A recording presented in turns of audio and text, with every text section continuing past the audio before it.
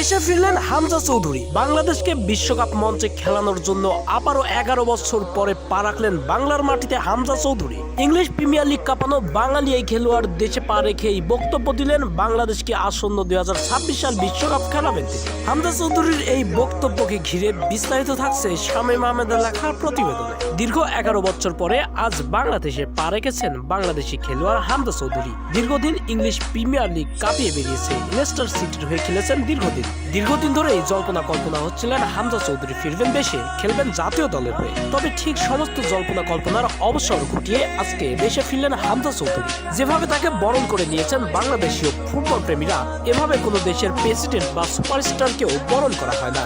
English premier লিগে খেলা বাংলাদেশি এই খেলোয়াড় আজ সকালে চমক দেখিয়ে দেশে ফিরেই বক্তব্য রাখলেন বাংলাদেশকে বিশ্বকাপ মঞ্চে খেলাবেন তিনি। আগামী 2026 বিশ্বকাপের বাছাই পর্বের কোয়ার্টার ফাইনালে ম্যাচ খেলবে ভারতের বিপক্ষে বাংলাদেশ। মূলত এই ম্যাচ খেলার জন্যই আগে থেকেই বাংলাদেশে পা রাখলেন হামজা চৌধুরী। আগামী 25 মার্চ রাত 8:30 ম্যাচটি অনুষ্ঠিত হবে ইন্ডিয়াতে, অর্থাৎ মঙ্গলবার রাত 8:30 ভারতে অনুষ্ঠিত স্টেডিয়ামে ম্যাচটি অনুষ্ঠিত হবে। এই ম্যাচকে সামনে রেখে বাফুফে স্কোয়াডও ঘোষণা করেছেন হামজা চৌধুরীকে রেখেই এবার হামজা চৌধুরী বাংলাদেশেও পা রাখলেন। এবার অনুশীলনও শুরু করতে যাচ্ছেন হয়তোবা আগামীকাল থেকেই হামজা চৌধুরী।